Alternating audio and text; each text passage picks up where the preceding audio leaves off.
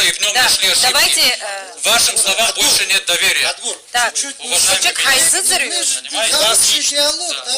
Я вам отвечу насчет, значит, доверия к моим словам. Значит, что касается Пицунды.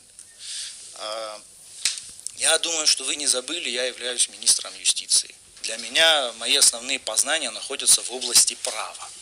Я вот здесь выступал с самого начала по самый конец как министр юстиции.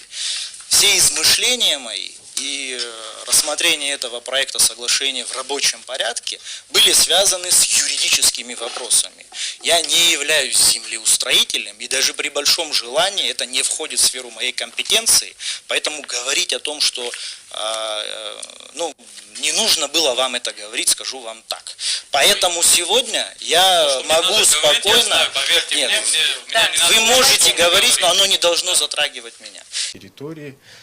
Вот. И передача такого большого куска территории Республики Абхазия, как бы она должна нас как-то немножко настораживать. Да? И как юрист в том числе, я, разумеется, был вынужден очень глубоко вникнуть в этот вопрос, потому что вопрос на самом деле очень серьезный. Потому что звучит это очень громко, ущемление абхазского суверенитета. В части, кассающейся ущемления суверенитета, я с вами не согласен. Государство. Что касается, прошу прощения, я к гектарам тоже приду. Или в обществе зреет определенная эмоциональная нагрузка. Но на мой взгляд, Сима, в том числе эта нагрузка зреет и потому, что общество получает не до конца достоверную информацию, либо получает информацию искаженную. Ну, вопрос территории, там 200 гектаров фактически земель и плюс еще акватория. Там выходит 300 с копейками гектара.